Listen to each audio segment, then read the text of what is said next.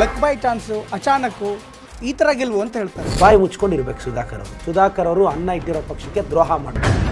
ಇವತ್ತು ಆ ದ್ರೋಹನೇ ಅವ್ರನ್ನ ಹಾಳು ಮಾಡಿರೋದು. ನನಗೂ ಸುಧಾಕರ್ಗಲ್ಲ, ಇದು ನನಗೂ ಭ್ರಷ್ಟಾಚಾರಕ್ಕೆ ನಡೆದ ಫೈಟು. ನಿಮ್ಮ ತಂದೆನೇ ಬೇಕಾಗಿತ್ತ ZP ಅಧ್ಯಕ್ಷರು, ನಿಮ್ಮ ಚಿಕ್ಕಪ್ಪನೇ ಬೇಕಾಗಿತ್ತ, ನಮ್ಮೂರಲ್ಲಿ ದುಡ್ದಿರೋರು ಇರಲಿಲ್ವ ಸುಧಾಕರ್? ಎಲ್ಲ ಪೊಲಿಟಿಷಿಯನ್ಸ್ಗೂ ಲೆಸನ್ ಇದು.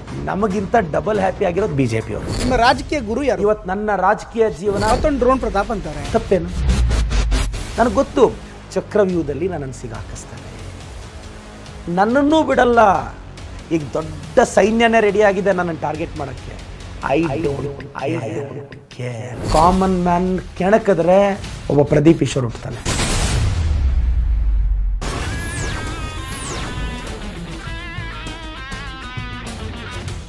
ಎನ್ಕೌಂಟರ್ಗೆ ಸ್ವಾಗತ. ನಾನು ಪ್ರಮೋದ್. ನಮ್ಮ ಜೊತೆ ಇವತ್ತು ವಿಶೇಷ ಅತಿಥಿ ಚಿಕ್ಕಬಳ್ಳಾಪುರದ ನೂತನ ಶಾಸಕ ಪ್ರದೀಪ್ ಈಶ್ವರ್ ಅವರು ಜಾಯ್ನ್ ಆಗ್ತಾರೆ. ಪ್ರದೀಪ್ ಈಶ್ವರ್ ಅವರೇ, ಕಾರ್ಯಕ್ರಮಕ್ಕೆ ಸ್ವಾಗತ. ನಮಸ್ಕಾರ ಸರ್. ಪ್ರದೀಪ್ ಈಶ್ವರ್ ಅವರೇ, ಹಿಂದೆ ಬಾಹುಬಲಿ ಮೊದಲ ಭಾಗ ರಿಲೀಸ್ ಆದಂಥ ಸಂದರ್ಭದಲ್ಲಿ ಕಟ್ಟಪ್ಪ ಬಾಹುಬಲಿನ ಯಾಕೆ ಕೊಂದ ಅನ್ನುವಂಥ ಪ್ರಶ್ನೆ ದೊಡ್ಡ ಟ್ರೆಂಡ್ ಆಗಿತ್ತು.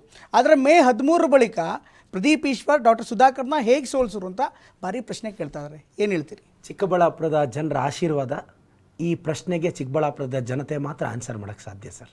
ಬಟ್ ನಿಮ್ಗೇನಾದ್ರು ಗೊತ್ತಿತ್ತಾ ಗೆಲ್ತೀನಿ ಅಂತ ವಿಶ್ವಾಸ ಇತ್ತಾ? ಯಾಕೆಂದರೆ ಎಲ್ಲರೂ ಸಹಜವಾಗಿ ಪ್ರಶ್ನೆ ಕೇಳ್ತಾ ಇದ್ರು, ಹೇಗೆ ಗೆಲ್ತಾರೆ ಅಂತ. ಬಹುಶಃ ನಿಮ್ಮ ಪಾರ್ಟಿನೂ ನಿಮ್ಮ ಮೇಲೆ ಡೌಟ್ ಪಟ್ಟಿತ್ತೋ ಏನೋ? ಇಲ್ಲ ಸರ್, ನನ್ನ ಪಾರ್ಟಿಗೂ ನನ್ನ ಮೇಲೆ ನಂಬಿಕೆ ಇತ್ತು. ಅವ್ರು ನನಗೆ B ಫಾರ್ಮನ್ನು ಹಾಲ್ ಟಿಕೆಟ್ ಕೊಟ್ಟಿದ್ದರು. ನಾನು ಹೋಗಿ ಪರೀಕ್ಷೆ ಬರೆದು ಫಸ್ಟ್ ರ್ಯಾಂಕ್ ಬಂದಿದ್ದೀನಿ. ಬಟ್ ಹೇಗೆ ಫಸ್ಟ್ ರ್ಯಾಂಕ್ ಬಂದ್ರಿ? ಅದೇ ಈಗಿರುವಂಥ ಪ್ರಶ್ನೆ. ನಾನು ಚಿಕ್ಕಬಳ್ಳಾಪುರದ ಪೆರೇಸಂದ್ರದವನು ಸರ್. ನಾನೊಂದು 15-16 ವರ್ಷದಿಂದ ಚಿಕ್ಕಬಳ್ಳಾಪುರದಲ್ಲಿ ಅಪಾರವಾದ ಸೇವೆ ಸಲ್ಲಿಸಿದ್ದೀನಿ. ಸಾವಿರಾರು ಜನಕ್ಕೆ ಪಾಠ ಮಾಡಿದ್ದೀನಿ, ಸಾವಿರಾರು ಜನಕ್ಕೆ ಒಳ್ಳೇದು ಮಾಡಿದ್ದೀನಿ. ಸರ್ಕಾರಿ ಶಾಲೆಯನ್ನು ದತ್ತಕ್ಕೆ ತೊಗೊಂಡಿದ್ದೀನಿ, ಅನಾಥ ಮಕ್ಕಳನ್ನ ಅಡಾಪ್ಟ್ ಮಾಡ್ಕೊಂಡಿದ್ದೀನಿ. ಒಂದು ಅಂಡರ್ ಕರೆಂಟಲ್ಲಿ ನಾನು ಒಳ್ಳೆತನ ಕೆಲಸ ಮಾಡ್ತಿತ್ತು ಸರ್. ಇದೇನೋ ಸಡನ್ನಾಗಿ ಹೋಗಿ 1 ಮಂತಲ್ಲಿ ಮಿರಾಕಲ್ ಆಗಿದ್ದಲ್ಲ, ಇದರಿಂದ ನನ್ನ ಪರಿಶ್ರಮನೂ ಇತ್ತು ಸರ್. ಫ್ಲೂಕು, ಲಕ್ ಬೈ ಚಾನ್ಸು, ಅಚಾನಕ್ಕು ಈ ಥರ ಗೆಲ್ವು ಅಂತ ಹೇಳ್ತಾರೆ.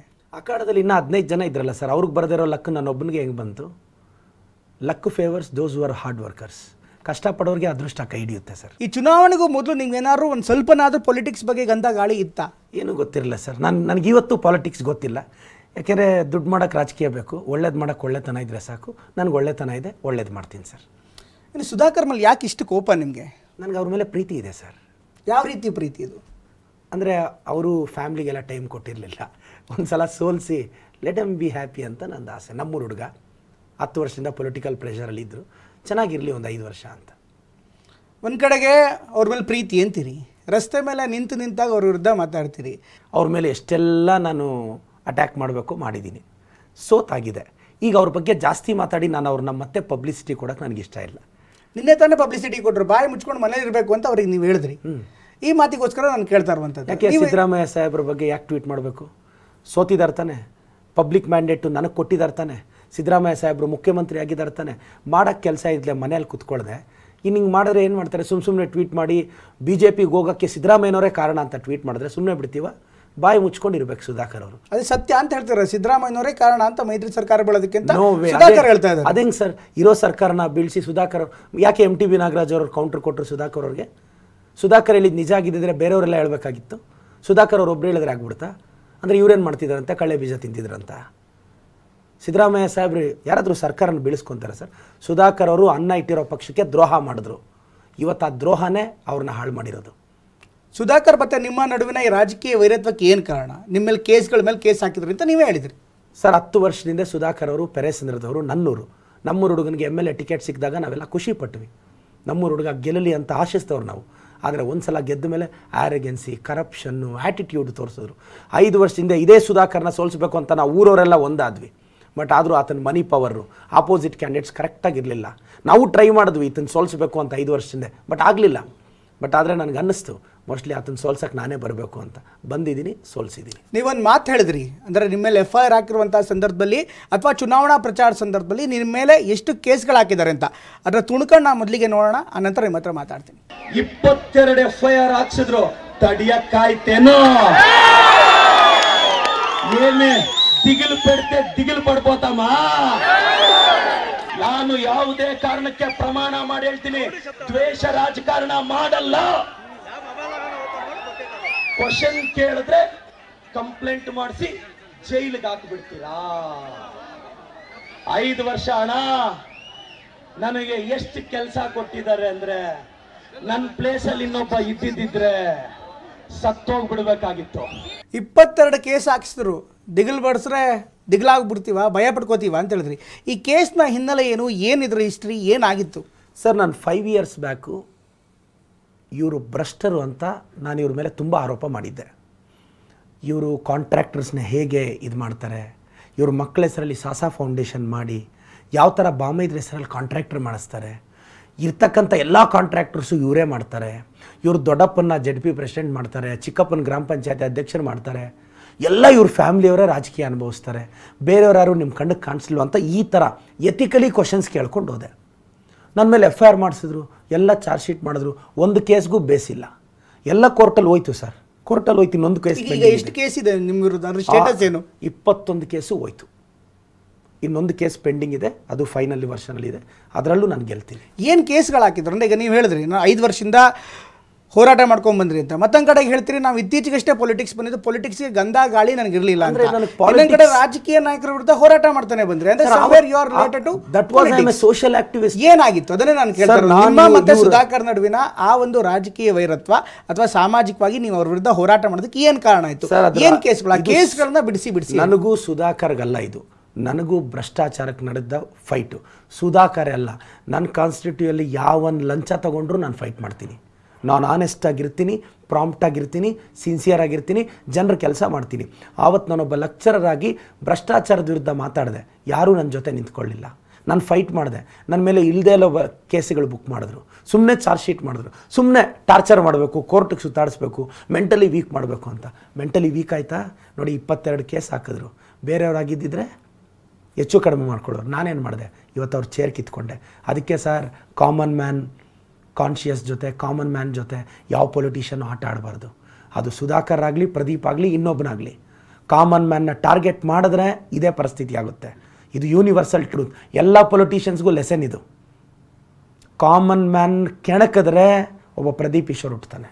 ಏನು ಹೋರಾಟ ಮಾಡ್ತಿದ್ದೀರಿ ನೀವು? ಅವ್ರು ಮಾಡಿರೋ ಭ್ರಷ್ಟಾಚಾರದ ಬಗ್ಗೆ ರೈಸ್ ಮಾಡಿದೆ. ಅವ್ರು ಎಷ್ಟೆಷ್ಟು ಕಮಿಷನ್ ತೊಗೊತಿದ್ರು ಅಂತ ರೈಸ್ ಮಾಡಿದೆ. ಅವ್ರು ಎಲ್ಲೆಲ್ಲಿ ಆಸ್ತಿ ಮಾಡಿದ್ದಾರೆ ಅಂತ ರೈಸ್ ಮಾಡಿದೆ. ಅವ್ರ ತಂದೆ ಹೆಸರಲ್ಲಿ, ತಾಯಿ ಹೆಸರಲ್ಲಿ ಅಷ್ಟಷ್ಟು ದೊಡ್ಡ ಅಪಾರ್ಟ್ಮೆಂಟ್ಗಳು, ಬಂಗ್ಲೆಗಳು ಹೆಂಗೆ ಕಟ್ಟಿದ್ರಿ, ಸೋರ್ಸ್ ಹೇಳಿ ಅಂತ ಕೇಳಿದೆ. ಇದಕ್ಕೆಲ್ಲ ಕೇಸುಗಳು ಹಾಕ್ಸ್ಬಿಟ್ರು. ತಪ್ಪಾ? ಈಗಲೂ ನಿಮ್ಮ ಹತ್ರ ದಾಖಲೆ ಇದೆಯಾ ನೀವು ಕೇಳಿರುವಂಥ ಪ್ರಶ್ನೆಗೆ? ಸರ್, ನಾನು ಏನು ಕೇಳಿದ್ದೀನಿ ಅದು ದಾಖಲೆ ಇದೆ. ನಾವು ಸಂಬಂಧ ಈಗೂ ನೋಡಿ, ಮನೆ ಹಕ್ಕುಪತ್ರದಲ್ಲೂ ಫೇಕ್ ಮಾಡಿದ್ದಾರೆ. 20,000 ಜನಕ್ಕೆ ಅವ್ರು ಫೋಟೋ ಹಾಕಿ ಕೊಟ್ಬಿಟ್ಟಿದ್ದಾರೆ. ಇವತ್ತು ಅದ್ರ ಬಗ್ಗೆ ತನಿಖೆಗೆ ಆದೇಶ ಮಾಡ್ತೀವಿ. ಅದೇಂಗೆ ಸರ್ ಸುಮ್ಮನೆ ಬಿಡ್ತೀವಿ? ಹಾಗಾದರೆ ಸುಧಾಕರ್ ಅವ್ರು ಮಾಡಿದಂಥ ಎಲ್ಲ ಅವ್ಯವಹಾರಗಳು ಅಂತ ನೀವು ಹೇಳ್ತಾ ಇದ್ದೀರಾ. ನೀವು ಹೇಳ್ತಾ ಇರುವಂಥ ಅವ್ಯವಹಾರಗಳ ಆರೋಪಕ್ಕೆ ನೀವು ತನಿಖೆ ಮಾಡಿಸ್ತೀರಾ? ಸರ್ಕಾರ ನಿಮ್ಮದೇ ಹೇಗಿರುವಂಥದ್ದು? ಸರ್, ಅವ್ಯವಹಾರ ಮಾಡಿದರೆ ನಮ್ಮ ಸರ್ಕಾರ ಕ್ರಮ ತಗೊಳುತ್ತೆ ಅಂತ ನಮ್ಮ ಮುಖ್ಯಮಂತ್ರಿಗಳು, ಉಪಮುಖ್ಯಮಂತ್ರಿಗಳು ಹೇಳಿದರೆ ಕ್ರಮ ತಗೊತಾರೆ. ನೀವೀಗ TV9 ಸ್ಟುಡಿಯೋದಲ್ಲಿ ಕಮಿಟ್ ಆಗ್ತಾ ಇದ್ದೀರಿ. ನನ್ನ ವಿರುದ್ಧ ಏನು ಆರೋಪ ಮಾಡ್ತೀರೋ ಅದೇ ರೀತಿ ಸುಧಾಕರ್ ವಿರುದ್ಧ ಮಾಡಿರುವಂಥ ಆರೋಪಗಳನ್ನು ನೀವು ಲಾಜಿಕಲ್ ಎಂಡ್ಗೆ ತೊಗೊಂಡು ಹೋಗ್ತೀರಾ? ನಾನು ಪರ್ಸ್ನಲ್ ಟಾರ್ಗೆಟ್ ಮಾಡಿ ಸುಧಾಕರ್ ಅವ್ರನ್ನ ತೊಂದರೆ ಕೊಡಲ್ಲ. But as an MLA what E did mistakes ಆಚೆ ತೆಗೆತಿರ್ತೀವಿ. ಈಗ ಅವ್ರು ಬಾವಿನ ಮೇಲೆ ಮಾಡಿದ್ರು, ಕಾಂಟ್ರಾಕ್ಟ್ ಮಾಡಿದ್ರು ಅಂತ ಹೇಳಿದ್ರಿ, ಮನೆಯವ್ರಿಗೆ ಅಧಿಕಾರ ಕೊಟ್ಟರು, ಮನೆಯವ್ರಿಗೆ ಅಧಿಕಾರ ಕೊಟ್ಟಿದ್ದು ಓಕೆ, ನೋಡೋಣ, ಅದು ಖಂಡಿತವಾಗ್ಲೂ ಇದೆ. ಈ ಥರ ನೀವು ಆರೋಪ ಮಾಡುವಂಥ ಸಂದರ್ಭದಲ್ಲಿ ನಿಮ್ಮ ಹತ್ರ ಯಾವ್ದಾದ್ರು ದಾಖಲೆಗಳಿರಬೇಕಲ್ಲ? ಸಾಸಾ ಫೌಂಡೇಶನ್ ಅಂತ ಅವ್ರ ಮಕ್ಕಳ ಹೆಸರು ಸಮನ್ಯು, ಸಾನ್ವಿ ಅಂತ. ಖಂಡಿತವಾಗೂ ನಾನು ಅವ್ರ ಕುಟುಂಬದ ಕ್ಷಮೆ ಕೇಳ್ತೀನಿ. ಮಕ್ಕಳ ಹೆಸರು ತಗೊತಾ ಇದ್ದೀನಿ. ಅವ್ರ ಮಕ್ಕಳ ಹೆಸರಲ್ಲಿ ಮಾಡಿ ಅವ್ರ ಬಾಮೈದ ನಡೆಸಿದ್ರು. ನಾನು ಕೇಳಿದೆ, ಬೇರೆಯವ್ರು ಇರಲಿಲ್ವಾ ಸುಧಾಕರ್ ಅಂತ?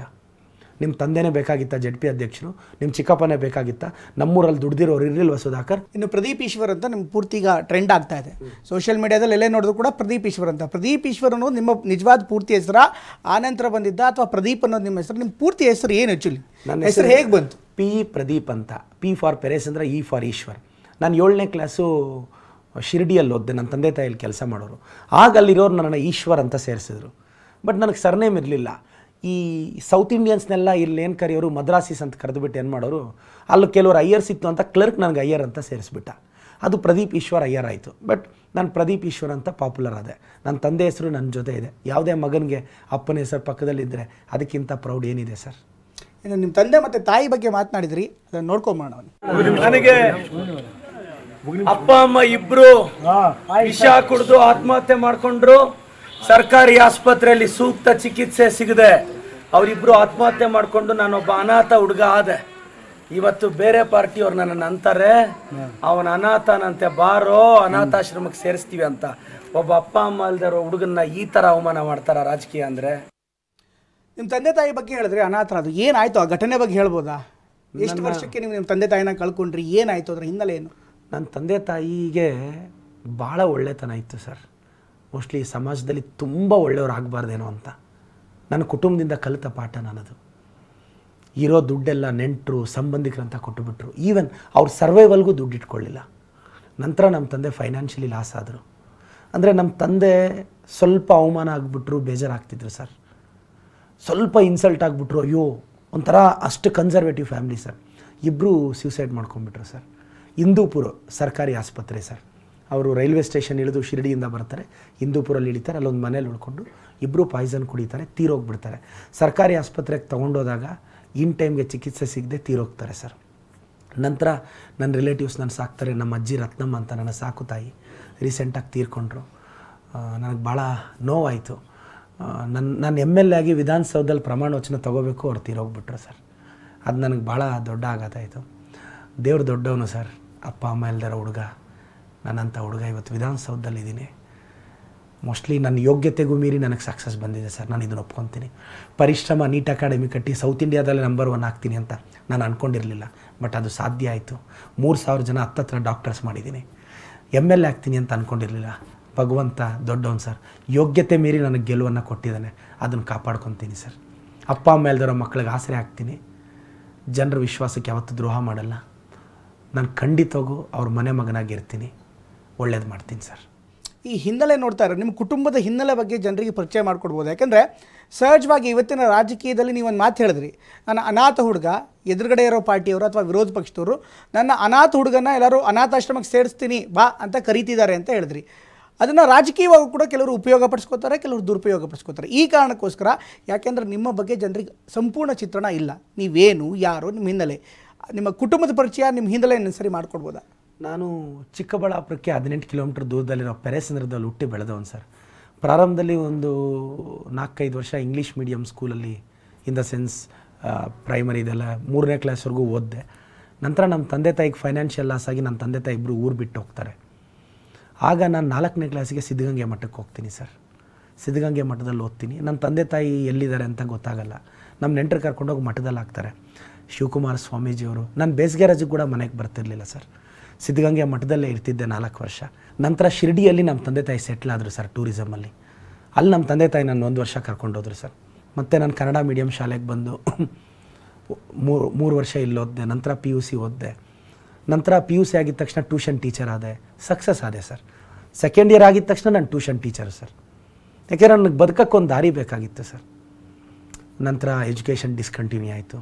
ನಾನು ಮತ್ತೆ ಈಗ ನಾನು ಅದು ಕಾಮೆಂಟ್ ಮಾಡಿದ್ರು PUC ಅದ್ರ ಬಗ್ಗೆ ಮತ್ತೆ ಪ್ರಶ್ನೆ ಕೇಳ್ತೀನಿ. ಒಬ್ಬ ಸಾಮಾನ್ಯ ಹುಡುಗ, ನೀವು ಹೇಳ್ತಾ ಇರುವಂಥದ್ದು ಒಬ್ಬ ಅನಾಥ, ಒಬ್ಬ ಸಾಮಾನ್ಯ ಹುಡುಗ, ವೆರಿ ಇಂಪಾರ್ಟೆಂಟ್ಲಿ ಒಬ್ಬ ಕಾಮನ್ ಮ್ಯಾನ್, ಒಬ್ಬ ಸಾಮಾನ್ಯ ಹುಡುಗ ಇಷ್ಟು ದೊಡ್ಡ ಮಟ್ಟಕ್ಕೆ ಬೆಳೆಯೋದು ಹೇಗೆ, ಅಂದರೆ ಹೇಗೆ ಇದೆಲ್ಲವೂ ಕೂಡ ಸಾಧ್ಯವಾಯಿತು ಅನಿಸುತ್ತೆ? ಎಕ್ಸ್ಪೆಕ್ಟೇಷನ್ಸ್ ಇರಬಾರ್ದು ಸರ್ ಮನುಷ್ಯನಿಗೆ. ನಾನು ಯಾವತ್ತೂ ಕೋಚಿಂಗ್ ಸೆಂಟರ್ ಕಟ್ಟಿ ನಂಬರ್ 1 ಆಗೇ ಆಗ್ತೀನಿ. ಓಕೆ, ಒಂದು 50 ಜನ ಹುಡುಗರು ಬಂದರೂ ಸಾಕು, ಇಷ್ಟೇ ಡಿಸೈರ್ ಇದ್ದಿದ್ದು. ಸಕ್ಸಸ್ ಆಯಿತು. ಪಾಲಿಟಿಕ್ಸ್ಗೆ ಹೋಗಿ ನಾನು ಈಗಲೂ ಹೇಳ್ತೀನಿ ಸರ್, ಇನ್ನು 20 ವರ್ಷ 30 ವರ್ಷ ನಾನು MLA ಆಗಿರಬೇಕು ಅನ್ನೋ ಆಸೆ ಕನಸು ನನಗಿಲ್ಲ. 5 ವರ್ಷ MLA ಆಗಿರ್ತೀನಿ. ನಂತರ ನನ್ನ ಪಾರ್ಟಿ ಯಾರಿಗೆ ಟಿಕೆಟ್ ಕೊಟ್ಟರೆ ಅವ್ರು ಕೆಲಸ ಮಾಡ್ತೀನಿ. ನಾನು ಕಾಂಗ್ರೆಸ್ ಪಕ್ಷ ನನ್ನ ಗುರುತಿಸಿದೆ. ನಾನು ಕಾಂಗ್ರೆಸ್ ಪಕ್ಷಕ್ಕೆ ಒಳ್ಳೆ ಹೆಸರು ತರ್ತೀನಿ. ಕೊನೆ ಉಸಿರಿರೋರ್ಗೂ ನಾನು ಕಾಂಗ್ರೆಸ್ ಪಕ್ಷಕ್ಕೆ ಹೆಸರು ತರ್ತೀನಿ. ನಾನು ಕಾಂಗ್ರೆಸ್ ಪಕ್ಷಕ್ಕೆ ನಿಷ್ಠೆಯಿಂದ ಇರ್ತೀನಿ. ಸುಧಾಕರ್ ಅವ್ರ ಥರ ಎಲ್ಲ ಮಾಡಲ್ಲ. ಒಳ್ಳೆಯದು ಆಗಲ್ಲ ಮಾಡಿದ್ರೆ. ಏನು ಸಾಧಿಸಿದ್ರು ಸರ್ ಅವರು ಕಾಂಗ್ರೆಸ್ ಪಾರ್ಟಿ ಬಿಟ್ಟು? 3 ವರ್ಷಕ್ಕೆ ನೋಡಿ ಏನಾಯ್ತು ಪರಿಸ್ಥಿತಿ. ಈಗ ಕಾಂಗ್ರೆಸ್ ಬಾಗಿಲು ಕ್ಲೋಸು, JDS ಬಾಗಿಲು ಕ್ಲೋಸು. BJP ಅವರು ಆಲ್ರೆಡಿ ನಮಗಿಂತ BJP ಅವರೇ ಖುಷಿಯಾಗಿದ್ದಾರೆ ಸರ್. ಸುಮ್ಮನೆ ಹೇಳ್ಕೋಬಾರ್ದು. ನಮಗಿಂತ ಡಬಲ್ ಹ್ಯಾಪಿ ಆಗಿರೋದು BJP ಅವರು. BJP MLAಗಳಂತೂ they made a party. Mostly Sudhakar ಅವ್ರಿಗೆ ಅರ್ಥ ಆಗ್ಬೋದ್ರು, ಪರವಾಗಿಲ್ಲ. ವಾಸ್ತವ ಅವ್ರಿಗೆ ಅರ್ಥ ಆಗಬೇಕು. ಸುಧಾಕರ್ ಅವ್ರಿಗೆ ಶತ್ರುಗಳಿದ್ದಿದ್ದು ಕಾಂಗ್ರೆಸ್ಸಲ್ಲ, BJPಯಲ್ಲಿ ಜಾಸ್ತಿ ಜನ. ಪಾಪ ಡೈರೆಕ್ಟಾಗಿ ಮಾತಾಡೋಕೆ ಅವ್ರಿಗೂ ಇದು ಸೈಡಿಗೆ ಕರ್ಕೊಂಡೋಗಿ ಒಳ್ಳೆ ಕೆಲಸ ಮಾಡಿದೆ ಮಗ ಅಂದರು ಒಬ್ಬರು. ಇನ್ನೊಬ್ಬರು ಸೂಪರ್ ನೀನು ಅಂದರು. ಕಾಂಗ್ರೆಸ್ ಅವ್ರಿಗಿಂತ ಜಾಸ್ತಿ ಪ್ರೈಸ್ ಮಾಡಿದ್ದು BJP ಅವರು.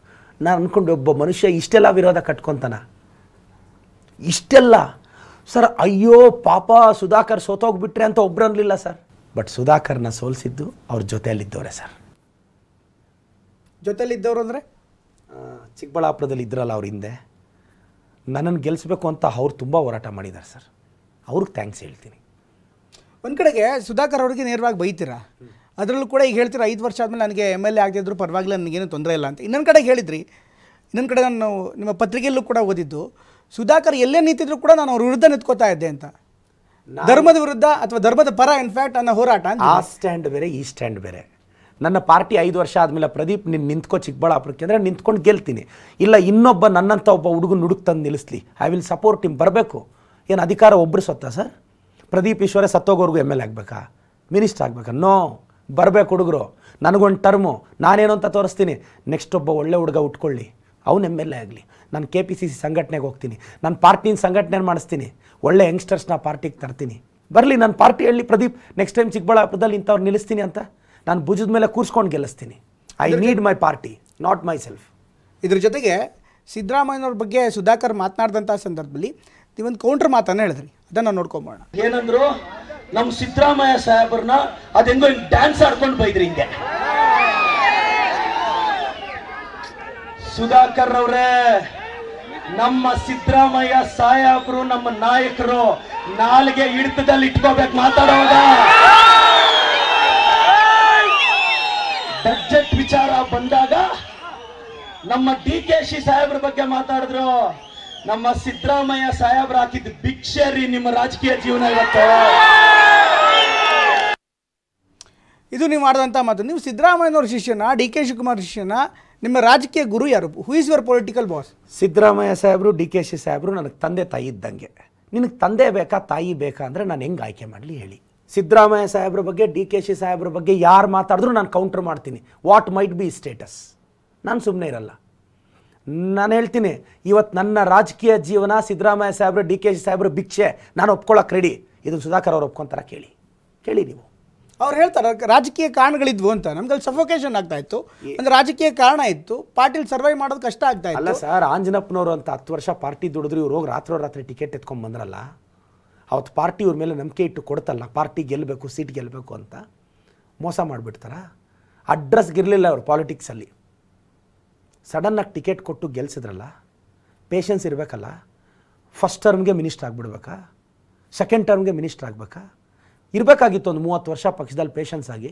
ಇವ್ರು ಒಂದು ಸಲ MLA ಆಗಿಬಿಟ್ಟು ಮಿನಿಸ್ಟ್ರ್ ಅಂತೆ, ನೆಕ್ಸ್ಟ್ ಟೈಮ್ CM ಕ್ಯಾಂಡಿಡೇಟ್ ಅಂತೆ. ಕರೆಕ್ಟಾಗಿ ಒಂದು MLA ಸೀಟ್ ಗೆಲ್ಲಕ್ಕಾಗಲಿ ಇವ್ರು CM ಆಗ್ತಾರೆ. ಅವರು ಇದ್ದಕ್ಕಿದ್ದಂಗೆ ನೀವು ರಾಜಕೀಯಕ್ಕೆ ಬಂದ್ರಿ, ಟಿಕೆಟ್ ತೊಗೊಂಡ್ರಿ, ಗೆದ್ರಿ. ಈ ರಾಜಕೀಯ ಬಂದಿದ್ದು ಹೇಗೆ? ಅದ್ರ ಬಗ್ಗೆ, ಅದರ ಹಿನ್ನೆಲೆ ಹೇಳಿ ಸರ್. ಸಡನ್ನಾಗಿ ನನಗೆ ನಮ್ಮ ಚಿಂತಾಮಣಿ ಟೈಗರ್, ನಮ್ಮ ಈಗ higher education minister doctor MC Sudhakar ಅಣ್ಣ ಅವರು, ಅವ್ರ ಬರ್ತ್ಡೇಗೆ ಹೋಗಿದ್ದೆ ವಿಶ್ ಮಾಡೋಕ್ಕೆ. ಅಣ್ಣ ವಿಶ್ ಯು ಹ್ಯಾಪಿ ಬರ್ಡೇ ಅಂದೆ. ಪ್ರದೀಪ್ ಏನು ಮಾಡ್ತಿದ್ದೀರಾ ಅಂದರು. ಸರ್ ಅಣ್ಣ ನಾನು ಹಿಂಗೆ ಕೋಚಿಂಗ್ ಸೆಂಟರ್ ನಡೆಸ್ತಾಯಿದ್ದೀನಿ. MLA ಆಗ್ತೀಯಾ ಅಂದರು. ನಾನು ಯಾರನ್ನ ಕೇಳ್ತಿದ್ದೀರಾ ಸರ್ ಅಂತ. ನಿನ್ನನ್ನೇ MLA ಆಗ್ತೀಯಾ ಅಂತ. ಎಲ್ಲಿಗೆ ಸರ್ ಅಂತ. ಚಿಕ್ಕಬಳ್ಳಾಪುರಕ್ಕೆ. ನಾನಾ ಸರ್, ಅದೇಂಗೆ ಸರ್ ಅಂತ. ನಿನ್ನ ನಿಲ್ಲಿಸ್ತೀವಿ, ರಾಜಕೀಯ ಏನೂ ಗೊತ್ತಿಲ್ಲದೆ ಇರೋರೇ ಸುಧಾಕರ್ನ ಸೋಲ್ಸೋಕ್ಕೆ ಸಾಧ್ಯ ಅಂದರು. ಮತ್ತು ನಮ್ಮ ಶಿವಶಂಕರ್ ರೆಡ್ಡಿ ಸಾಹೇಬರು, ವೀರಪ್ಪ ಮೊಯ್ಲಿ ಸಾಹೇಬರು, ಈ 4 ಜನ ಕರೆಸ್ಕೊಂಡ್ರು. ನಾನು 2 ದಿನ ಟೈಮ್ ಕೇಳಿದೆ. ಸರ್ ನಾನು ಸೋತೋಗ್ಬಿಟ್ರೆ ಟಾರ್ಗೆಟ್ ಮಾಡ್ತಾನೆ ಸರ್, ಈಗಲೇ 22 ಕೇಸ್ ಇದೆ, ನಾನು ಬೇರೆ ಇನ್ಸ್ಟಿಟ್ಯೂಟ್ ನಡೆಸ್ಕೊಂಡು ನನ್ನ ಪಾಡಿಗೆ ನಾನಿದ್ದೀನಿ, ಮತ್ತೆ ಟಾರ್ಗೆಟ್ ಮಾಡಿದ್ರೆ ನನ್ನ ಇನ್ಸ್ಟಿಟ್ಯೂಷನ್ಗೆಲ್ಲ ತೊಂದರೆ ಆಗುತ್ತೆ ಸರ್ ಅಂದರೆ, ನಿನ್ನ ಭಯ ಬೀಳಬೇಡ, ಧೈರ್ಯ ಮಾಡು ಅಂದರು.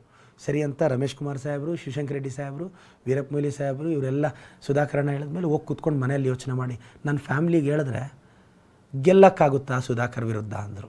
ನಾನು ಯಾರಿಗೆ ಹೇಳಿದ್ರು ಇದೇ ಟಾಕು, ಸುಧಾಕರ್ ವಿರುದ್ಧ ಗೆಲ್ಲಕ್ಕಾಗಲ್ಲ ಅಂದರು. ನಾನೊಂದು ಥಿಂಕ್ ಮಾಡಿದೆ, ಮೋಸ್ಟ್ಲಿ ಇಷ್ಟು ಜನ ಆಗಲ್ಲ ಅಂತಿದ್ದಾರೆ, ಏನಾದರೂ ಮಾಡಿ ತೋರಿಸ್ಬೇಕು ಅಂತ ಬೆಳಗ್ಗೆ ಎದ್ದು ಸಿದ್ದರಾಮಯ್ಯ ಸಾಹೇಬ್ರು ಮನೆಗೆ ಹೋದೆ. ಏನೋ ನಿಲ್ತೀಯಾ ಅಂದರು ಸಾಹೇಬರು. ನಿಮ್ಮ ಆಶೀರ್ವಾದ ಸರ್ ಅಂದೆ. ಮತ್ತು ಹೈಕಮಾಂಡ್ ಜೊತೆ DKC ಸಾಹೇಬರು ಹೋದರು. ನಿಲ್ತೀಯಾ ಅಂದರು. ಹ್ಞೂ ಸರ್ ಅಂದೆ. ಇಬ್ಬರು ಆದಮೇಲೆ ಸುರ್ಜೇವಾಲಾ ಸಾಹೇಬ್ರು ಕರೆದ್ರು. ಆರ್ ಯು ಇಂಟ್ರೆಸ್ಟೆಡ್ ಅಂದರು. ಯು ವಿಲ್ ವಿನ್ ಅಂದರು. ಐ ವಿಲ್ ವಿನ್ ಸರ್ ಅಂದೆ. ಅಭಿಷೇಕ್ ದತ್ ಕೇಳಿದೆ, B ಫಾರ್ಮ್ ಕೊಟ್ಟರು, ನಾಮಿನೇಷನ್ ಹಾಕಿದೆ, ಗೆದ್ದುಬಿಟ್ಟೆ. ವಿಧಾನಸೌಧಕ್ಕೆ ಹೋಗಿ ಪ್ರಮಾಣ ವಚನ ತಗೊಂಡೆ. ಬಹುಶಃ DK ಶಿವಕುಮಾರ್ಗಾಗಲಿ ಸುರ್ಜೇವಾಲಾದವರಾಗಲಿ ಗೆದ್ದಾದ್ಮೇಲೆ ಹೇಗೆ ಗೆದ್ದೆ ಅಂತ ಕೇಳಿಲ್ವ ನಿಮ್ಮನ್ನು? ಕೇಳಿದ್ರು. ನಾನು ಹೆಂಗೆ ಹೇಳಲಿ ಸರ್, ನಮ್ಮ ನಾಯಕರು, ಹಿರಿಯ ನಾಯಕರು, ನಾನು ಸ್ಟ್ರಾಟಜಿ ಹೇಳೋಷ್ಟು ದೊಡ್ಡವನ. ಇದ್ರ ಜೊತೆಗೆ ನಿಮ್ಮದೊಂದು ಡೈಲಾಗ್ ತುಂಬ ಫೇಮಸ್ ಆಗಿದೆ, ಮೊದಲಿಗೆ ಅದನ್ನು ನೋಡ್ಕೊಂಬರೋಣ, ಆಮೇಲೆ ನಿಮ್ಮ ಹತ್ರ ಮಾತಾಡ್ತೀನಿ. ಸ್ವಾಮಿ ಹೇಳಿ, medical minister, medical master, medical minister, medical master, ದುಡ್ಡ ಧೈರ್ಯನ, ಆಗರ್ಭ ಶ್ರೀಮಂತನ ಅನಾಥ ಹುಡುಗನ, ಆಗರ್ಭ ಶ್ರೀಮಂತನ ಅನಾಥ ಹುಡುಗನ, ಬ್ಯಾಂಕ್ ಬ್ಯಾಲೆನ್ಸ್ ಇಲ್ಲ ಅಂಬೇಡ್ಕರ್ ಅವರ ಶಿಷ್ಯನ. ಬ್ಯಾಕ್ ಟು ಬ್ಯಾಕ್ ಡೈಲಾಗ್ ಹೊಡಿತಾ ಇದ್ರಿ. ನೀವು ಯಾವ್ದಾದ್ರು ಸಿನಿಮಾಗೆ ಡೈಲಾಗ್ ಬರೀತಾ ಇದ್ದೀರಾ? ಇಲ್ಲ, ನಾನೇನು ಬರ್ತಿರಲಿಲ್ಲ. ನನ್ನ ಸ್ನೇಹಿತರು ಆರ್ ಚಂದ್ರ ಅವರು ಕಬ್ಜಾ ಸಿನಿಮಾ ಅಂದರು. ಪ್ರೊಫೆಷ್ನಲಾಗಿ ಏನು ಬರೀಲಿಲ್ಲ. ಒಂದು 10 ನಿಮಿಷ ಕೂತ್ಕೊಂಡು ಒಂದು 4 ಡೈಲಾಗ್ ಬರ್ಕೊಟ್ಟೆ. ಸೊ ಆ ಒಂದು ಲೆಗಸಿ ಕೂಡ ಇದೆ. ಹಾಗಾದ್ರೆ ಡೈಲಾಗ್ ಕೂಡ ನೀವು ಬರೀತಾರೆ. ಇಡೀ ಒಂದು ಪ್ರಚಾರದಲ್ಲಿ, ಇಡೀ ಒಂದು ಎಲೆಕ್ಷನಲ್ಲಿ ಬಹುಶಃ ನಿಮ್ಮ ಬಂಡವಾಳನೇ ಮಾತಾಗಿತ್ತ ಅಂತ. ಇವತ್ತಿಗೂ ಕೂಡ ನಿಮ್ಮನ್ನು ಎದುರಾಳಿಗರವರು ಅಥವಾ ನಿಮ್ಮ ವಿರೋಧ ಪಕ್ಷದವರು ಒಂದು ಮಾತನ್ನು ಹೇಳ್ತಾರೆ, ಮಾತೇ ಬಂಡವಾಳ ಇವ್ರದ್ದು ಅಂತ. ತಪ್ಪೇನಿದೆ? ದುಡ್ಡಿಲ್ಲದೆ ಇರೋನಿಗೆ ಧೈರ್ಯ ಬಂಡವಾಳ ಆಗುತ್ತೆ, ಬ್ಯಾಕ್ಗ್ರೌಂಡ್ ಇಲ್ಲದೆ ಇರೋನಿಗೆ ಮಾತೇ ಬಂಡವಾಳ ಆಗುತ್ತೆ. ತಪ್ಪೇನು? ಡಿ ಕೆ ಶಿವಕುಮಾರ್ ಅವರು ಮೊದಲಿಗೆ B.Pharm ನಿಮ್ಮ ಕೈ ಕೊಟ್ಟಾಗ ಏನಂತ ಹೇಳಿದ್ರು, ನೀವು ಅವರಿಗೆ ಏನಂತ ಹೇಳಿದ್ರಿ? ಕಾಲಿಗೆ ನಮಸ್ಕಾರ ಹಾಕ್ಕೊಂಡೆ. ನನಗೆ ಸಿದ್ದರಾಮಯ್ಯ ಸಾಹೇಬರು, DK ಶಿ ಸಾಹೇಬರು ಕಾಲಿಗೆ ನಮಸ್ಕಾರ ಹಾಕ್ಕೊಂಡಾಗ ನಾನು ಭಾಳ ಎಮೋಷ್ನಲ್ ಆಗ್ತೀನಿ ಸರ್. ಎಲ್ಲೋ ಪೆರೇಸಂದ್ರದಲ್ಲಿ ಅಪ್ಪ ಅಮ್ಮ ಇಲ್ದಿರೋ ಹುಡುಗ ವಿಧಾನಸೌಧ ತುಳಿತಾ ಇದ್ದಾನಲ್ಲ ಸರ್. ನಾನೊಂದಿನ ಲಾಬಿ ಮಾಡಿದವನಲ್ಲ, ಯಾರಿಂದ ಫೋನ್ ಮಾಡಿಸ್ದವನಲ್ಲ. ಆದರೆ ಎಷ್ಟೇ ಜನ ಹೇಳಿದ್ರು ಹೈಕಮಾಂಡ್ಗೂ ಅನಿಸ್ಬೇಕಲ್ಲ ಸರ್ ನನಗೆ ಟಿಕೆಟ್ ಕೊಡಬೇಕು ಅಂತ. ಕೊಟ್ರಲ್ಲ ಸರ್. ನಮ್ಮ ಸಿದ್ದರಾಮಯ್ಯ ಸಾಹೇಬರು, DK ಶಿ ಸಾಹೇಬರು ನನಗೆ ಕೊಟ್ರಲ್ಲ ಸರ್. ಅವರಿಬ್ಬರನ್ನೂ ನಾನು ಬಿಟ್ಕೊಡಲ್ಲ. ಕರ್ನಾಟಕದ ಎಲ್ಲ ಪೊಲಿಟಿಕಲ್ ಲೀಡರ್ಸ್ಗೆ ಹೇಳ್ತೀನಿ, ಯಾರಾದರೂ ಸಿದ್ದರಾಮಯ್ಯ ಸಾಹೇಬರು, DK ಸಾಹೇಬ್ರ ಬಗ್ಗೆ ಮಾತಾಡಿದ್ರೆ ನಾನಂತೂ ಸುಮ್ಮನೆ ಇರಲ್ಲ. IT ED ಮತ್ತೊಂದು ಮಗದೊಂದು ಆಲ್ರೆಡಿ ಬಂದೋಯ್ತಲ್ಲ ಸರ್. ತಾಕತ್ತಿದ್ರೆ ನನ್ನನ್ನು ಟಾರ್ಗೆಟ್ ಮಾಡೋಕ್ಕೆ ಹೇಳಿ. ಅವ್ರ ತಾಯಿ ಹೆಸರು ಒಂದು ಆಸ್ಪತ್ರೆ ಕಟ್ಸ್ತೀನಿ ಅಂತ ಹೇಳ್ತಾರೆ. ವಿಧವೆ ಬಾಧೆ ಏನು ಅಂತ ಮುತ್ತೈದೆಗೆ ಹೆಂಗೆ ಅರ್ಥ ಆಗುತ್ತೆ? ತಂದೆ ತಾಯಿ ಇಲ್ದೇ ಇರೋರು ನನಗೆ ಗೊತ್ತು. ನೀವು ಮೆಡಿಕಲ್ ಮಿನಿಸ್ಟರ್ ಅಂತ ಕ್ಲೈಮ್ ಮಾಡೋದಕ್ಕೆ ಯಾವುದೇ ರೀತಿ ಅಂತ ಅರ್ಹತೆ ಏನಿಲ್ಲ. ಇದೇ TV9 ಸ್ಟುಡಿಯೋದಲ್ಲಿ ಸುಧಾಕರ್ ಅವ್ರ ಚಾಲೆಂಜ್. ಅವ್ರು MBBS ಮಾಡಿದಾರಲ್ಲ, ನಾನು PUC ಮಾಡಿದ್ದೀನಲ್ಲ. ಬರ ಕೇಳಿ ಒಬ್ಬ ದಡ್ಡನ್ನು ನಾನು ಡಾಕ್ಟರ್ ಮಾಡ್ತೀನಿ. ಈಗಲೂ ಹೇಳ್ತೀನಿ, ನಾನು ಮಾಡಿರೋದೇ PUC. ನನ್ನ ಮೇಲೆ ನಂಬಿಕೆ ಇದ್ದರೆ ಬಂದು ಸೇರಿ, ಇಲ್ಲ ಬೇಡ. ಸುಧಾಕರ್ ಅವ್ರು ಫಸ್ಟ್ ಇಯರ್ MBBSಗೆ ಹೋದಾಗ ಫೀಸ್ ಕಾಸು ಇಲ್ಲದಾಗ ನಮ್ಮ ತಾತ 5,000 ರೂಪಾಯಿ ಕೊಟ್ಟಿದ್ದು. ಕೇಳಿ ಅವ್ರನ್ನ. ಅವ್ರಿಗೆ ನಮ್ಮೂರಿಗಿಂತ ಸ್ವಾಭಿಮಾನಕ್ಕಿಂತ ಸ್ವಿಸ್ ಬ್ಯಾಂಕೇ ದೊಡ್ಡದಾಗಿತ್ತು. ಅರ್ಥ ಆಯಿತು ಅನಿಸುತ್ತೆ.